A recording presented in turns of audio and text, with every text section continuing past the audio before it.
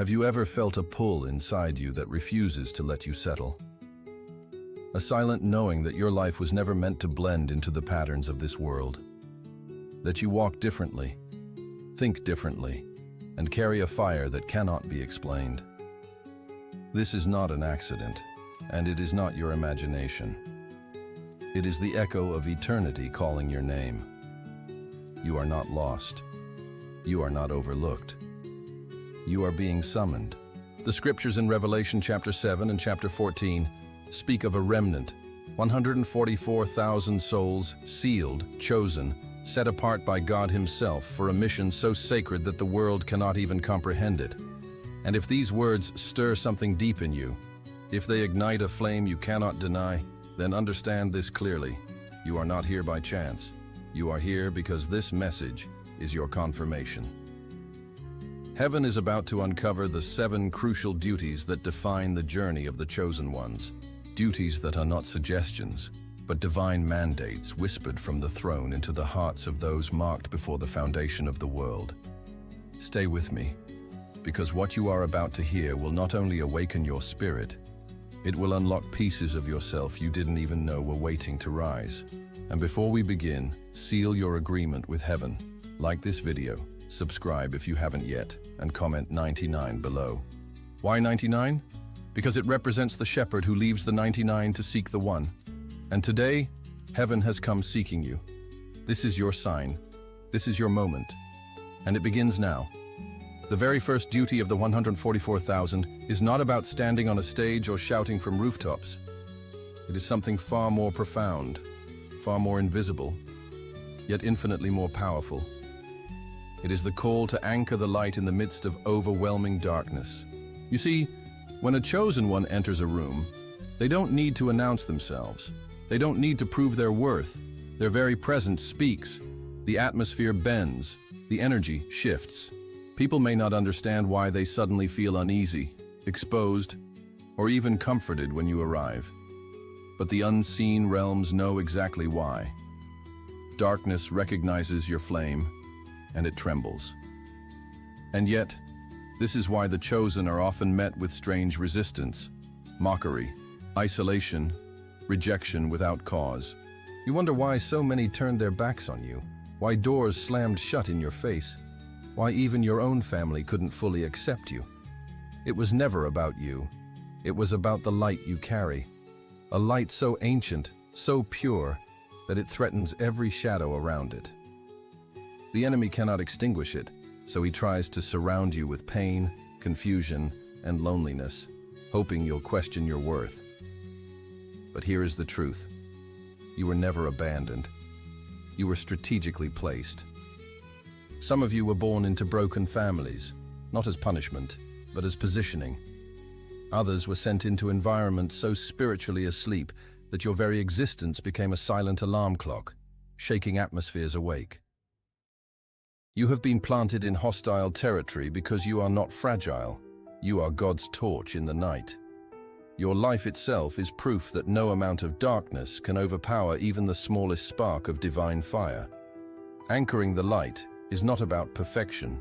It's about endurance. It's about choosing integrity when no one applauds, about showing compassion when it makes no logical sense, about remaining unshaken when the ground beneath everyone else is collapsing.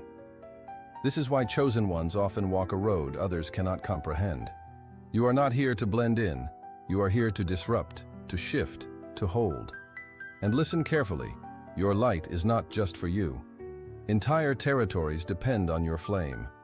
Cities, families, and even generations are protected because your spirit holds the line. The enemy knows it. Heaven knows it. That is why, even when you feel invisible, you are a pillar in the spiritual realm. You may not see the impact with your eyes, but every prayer, every act of faith, every refusal to bow to darkness is shaking foundations that would have crumbled without you. So when you feel the weight pressing in, when you wonder if it's worth standing firm when no one seems to notice, remember this: the darkness already knows who you are, and it fears you, which means you must never let your flame go out. Because the moment you do, whole territories lose their anchor. But as long as you stand, Light holds the ground. And now, let me tell you something even more unsettling. Anchoring the light is only the first step. What comes next will demand even greater courage, because the chosen are not just keepers of light, they are carriers of truth. And truth, once released, cannot be ignored. The second duty of the 144,000 is one that will cost you more than comfort, more than reputation, and sometimes more than relationships. It is the duty to speak and live the truth in a world that feeds on lies. This truth is not the shallow kind, not the polished half-truths that make people nod politely and move on with their day. No, the truth you carry is raw, sharp, and unshakable. It is the frequency of heaven itself, cutting through deception like a blade forged in fire. And once it is spoken, it cannot be unheard. This is why chosen ones are never fully welcomed by the system. Because systems thrive on illusions, false identities, false securities, false narratives designed to keep people asleep. But when you arrive, you disturb that sleep. Your presence exposes cracks others pretend not to see. Your words, even when few, carry the weight of eternity. And your silence, your silence screams louder than the loudest voice of the crowd, because it cannot be manipulated, it cannot be bought, it cannot be controlled. You are not called to entertain. You are not called to sugarcoat. You are not called to bend your message to gain applause. That is why applause often escapes you. That is why many have tried to twist your words, discredit your spirit, label you as extreme, divisive, or even dangerous. But let me tell you the secret. If the world feels threatened by your truth, it is because it carries heaven's frequency, and darkness cannot survive when it vibrates. To speak truth is to risk everything, but to withhold it is to betray your calling. This is why chosen ones feel restless when they try to play small, when they try to blend in, when they try to pretend they don't see what they see. You cannot unsee it. You cannot unknow it. The truth inside you will always burn holes in the fabric of falsehood until you let it out. And when you release it, some will awaken, others will rage, but none will remain the same. And remember this, truth is not just words, it is alignment. It is how you live when no one is watching. It is the decisions you make when compromise would be easier. It is your ability to remain unshaken when the world says, conform. Living truth means embodying it, breathing it, bleeding it if necessary. Because when the chosen live truth, it is not just a statement, it is a revolution. This is why your path feels lonely at times, because most would rather stay comfortable in lies than risk the pain of seeing reality. But you were not sent for comfort. You were sent to liberate. And liberation never comes cheap. But here's the mystery. You may think your words are falling on deaf ears, but even the deaf feel the vibration of truth. Even those who mock you cannot escape the imprint your spirit leaves on them. Your voice is not just sound, it is a key, unlocking what has been locked away in souls for too long. And if anchoring the light shakes atmospheres, then speaking truth tears down fortresses. It is here where many will begin to see who you truly are. But the journey does not stop with exposing lies, because the next duty goes even deeper. It reaches into the very bloodlines of families, digging into ancient roots that must be broken, or else they will continue to chain generations in silence. The third duty of the 144,000 is one of the heaviest to carry, yet one of the most glorious when fulfilled. It is the call to break bloodline curses and restore entire generations. Many of you wonder why you were born into families marked by pain, cycles of poverty, addictions, violence, betrayal, or even witchcraft. You thought you were a mistake, trapped in a legacy of dysfunction. But listen carefully. What looked like punishment was actually assignment. You were chosen to be the end of the curse and the beginning of restoration. From the moment you entered this world, you carried a power in your spirit that your ancestors never possessed. You inherited battles that weren't yours, weights that didn't belong to you, emotions that seemed older than your own lifetime. And that's because you were sent as the breaking point. the one with enough authority to cut what bound your bloodline for centuries. This is why the warfare against you has been relentless. This is why the resistance began before you could even speak. Because the enemy knew, if you ever awakened, chains would shatter not only for you, but for everyone connected to your name. This duty is not glamorous. It is messy, it is painful, and it demands courage that most would never dare to carry. Breaking bloodline curses means confronting patterns no one else was willing to face. It means choosing forgiveness where bitterness was passed down, like inheritance. It means healing wounds that were never even spoken about, the secrets, the shame, the unhealed traumas whispered through generations. And when you choose differently, when you stand in alignment with heaven instead of the cycles of your family, the curse ends with you. Do you realize what this means? Your yes to God is not just saving your soul, it is rewriting the history of your lineage. The moment you break a curse, doors open for children, grandchildren, nieces, nephews, and generations yet unborn. Where others were chained, you become the key. Where others were blind, you become the vision. Where others repeated the same mistakes, you become the turning point. Heaven trusted you to carry this because you were marked with a strength beyond human understanding. But let me be clear. This battle is not just against flesh and blood. These curses are spiritual contracts that have lingered for decades, some for centuries, and they only break when someone with divine authority confronts them head-on.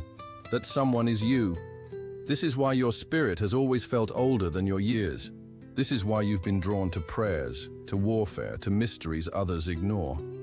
You were designed to step into the battlefield of your family tree and win. When you break a curse, you don't just end pain, you release blessings that were locked away. You activate dormant gifts in your lineage. You call forth the destiny of those who will walk after you. Generations will rise freer, clearer, and stronger because you chose to endure what others avoided. And though it feels lonely, you are never alone.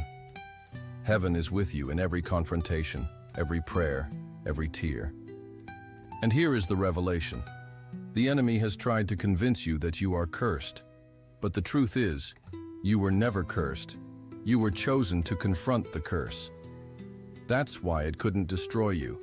That's why, even when you thought it would kill you, something inside you refused to die, because destiny was burning too deeply within you. So the next time you feel the weight of battles you didn't start, remember, they are ending with you. You are the wall where darkness stops and light begins. You are the bloodline restorer, the chain breaker, the one who shifts the inheritance forever. And if this duty has been heavy, prepare yourself, because the next responsibility will demand that you step out of the shadows completely.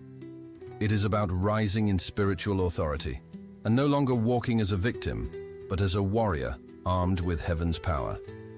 The fourth duty of the 144,000 strikes at the very core of who you are, to walk in spiritual authority, not in fear.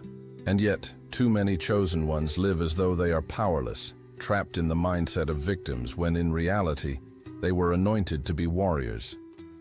This is not about arrogance. It is not about pride. Authority is not an act you put on. It is an identity that was written into your spirit before the foundations of the world. Do you understand the magnitude of this?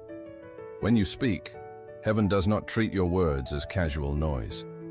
When you pray, angels move. When you decree, entire atmospheres shift. You may think your voice is small, but in the spirit realm it reverberates like thunder. The chosen ones were never meant to whisper in defeat. They were meant to roar with divine command. Yet fear has caged many of you. Doubt has whispered lies that you are unworthy, unequipped, or too broken. But hear this clearly.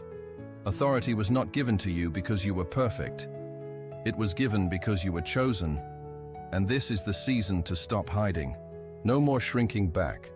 No more apologizing for the gift of discernment that makes others uncomfortable. No more asking permission to shine. You are not here to seek validation from men. You were sent to carry the seal of heaven. You are an ambassador of the kingdom on earth, clothed in spiritual armor that darkness cannot penetrate. The enemy has worked tirelessly to convince you that you are fragile, when in truth, you were born unshakable. Walking in authority means drawing a line and refusing to let fear step across it. It means cutting ties with the voices that minimize your calling, even if those voices come from those closest to you.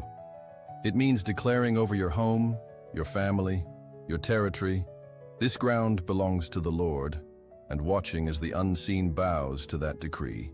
It means standing firm when the storm rages, knowing that storms were never designed to drown you, but to reveal the power of the one who walks with you. But understand this: authority will require decisions that terrify the flesh. It will require you to confront, to separate, to protect what has been entrusted to you. It is not passive. It is active, bold, and unapologetic. Walking in authority is to remember that you were not placed here to survive. You were sent here to govern atmospheres. And the moment you step fully into that posture, everything around you must align. The chosen cannot afford to live small any longer. Heaven is demanding that you rise, that you wear your authority like a crown, not tuck it away in shame. Because when you stand tall, others will remember how to stand. And when you declare, others will begin to believe. The time of silence is over. The time of fear is over. You are not here to bow. You are here to build. And yet, with great authority comes a sacred responsibility. Because authority without wisdom can be dangerous. That is why the next duty is critical. For the chosen are not just warriors. They are also guardians. And what they are called to guard is more ancient and more powerful than anything the world has ever known. The fifth duty of the 144,000 is perhaps one of the most delicate and yet one of the most dangerous to neglect. It is the duty to guard the sacred knowledge. You see, the chosen ones are not just warriors in the field or anchors in the dark. They are also carriers of mysteries. Ancient wisdom, divine codes, and hidden truths have been entrusted to you. Truths that have been buried, distorted, and twisted by the hands of men for centuries. And while others read scripture as if it were lifeless ink on a page, you discern revelation breathing between the lines. Words that others skim over strike you like lightning. Symbols that others overlook open doors in your spirit. Because what you carry is not learned, it is remembered. But make no mistake, this sacred knowledge is not for everyone. Not every ear is ready to hear it. Not every heart can handle it. And not every hand is worthy to hold it. That is why the Spirit whispers when to release it and when to remain silent. Some of you are called to teach, translating mysteries into language that others can digest. Some of you are called to write, leaving words that will outlive your own life. Others are called to embody it without explanation, to let the wisdom of heaven drip from your actions rather than your lips. But all of you are called to guard it, to keep it from the greedy, from the arrogant, from those who would weaponize the holy for their own gain. This is why discernment is critical. Not everyone who asks for your wisdom is truly hungry for it. Some come only to mock, others to misuse, others to dilute what is pure. Guarding the sacred knowledge means you must resist the urge to cast pearls before swine. It means you must protect what heaven has deposited in you, even when it makes you look mysterious, misunderstood, or even accused of being secretive. But understand, your silence at times is obedience, not fear. Because this knowledge is not a tool to be exploited, it is a fire to be stewarded. The chosen ones must also remember that knowledge alone is not the goal, wisdom is. Revelation that is not lived becomes corruption. That is why guarding it means more than hiding it. It means embodying it. It means living as proof of what you've been shown. Because when others look at you, they should see that truth is not theory, it is reality. And your life itself becomes the testimony that no one can erase. This is why the enemy fights so hard to distract your mind, to keep you entertained by trivialities, to drown you in noise. Because he fears what you know. He fears the codes locked inside your spirit. He fears that if you ever fully activate, you will release keys that will break chains across nations. And so he tries to distort, to confuse, to flood the world with counterfeits. But here is the victory. What is of God cannot be stolen, cannot be erased, and cannot be silenced when released at the appointed time. So guard it with reverence. Guard it with prayer. Guard it with humility. The chosen are keepers of the scrolls written in the unseen, and the day is coming when those scrolls will be opened, not to everyone, but to those appointed to receive them. And when that moment comes, the world will realize that the hidden ones were carrying the blueprint of heaven all along. But if you thought carrying wisdom was heavy, understand this. Your mission doesn't end with keeping knowledge safe. Because what good is light, truth, authority, and wisdom if it remains isolated? The next duty will reveal that you were never meant to walk alone. You were also chosen to awaken others who still sleep. And once they awaken, the fire will spread in ways the enemy cannot contain. The sixth duty of the 144,000 carries with it a sacred urgency, to awaken and activate other chosen ones. You were never meant to stand alone, because the chosen are not isolated individuals wandering through life. They are a living spiritual network, scattered like hidden stars across the earth, waiting to align. But here lies the mystery. Many of them are still asleep. Some are trapped in the illusions of the system. Some are weighed down by cycles of pain and hopelessness. Some sense they are different, but cannot yet name why. And this is where your presence becomes catalytic. Do not underestimate the power of your story. The battles you survived, the scars you carry, even the quiet resilience in your eyes. These things are signals to those who are still searching. Sometimes you won't need to speak a single word. Your presence alone will act as a trumpet in their spirit, awakening something ancient inside them, something they didn't even know was there. Because chosen ones do not convince. They ignite. They don't manipulate. They don't control. They guide. They plant seeds. They spark remembrance. When you awaken another chosen one, you are not simply helping a person. You are strengthening the entire global net of light. Imagine it. Each one who rises becomes another flame, and together, these flames weave an unbreakable web across nations, cities, and tribes. It is not about popularity. It is not about recognition. It is about activation. One word, one glance, one prayer can be the key that unlocks a sleeping giant in the spirit. But know this, the system will fight to keep them asleep. Distractions will multiply. False identities will be offered. Lies will whisper that they are unworthy, that they are ordinary, that they are forgotten. And that is why your role is vital. You are the reminder they cannot ignore.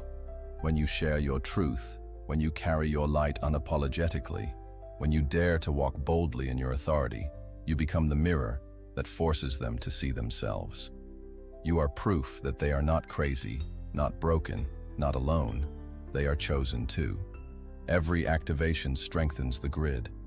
Every soul awakened accelerates the approach of the great convergence, the moment when the chosen ones begin to move in undeniable unity, each carrying their portion of the divine mission. This is not a dream.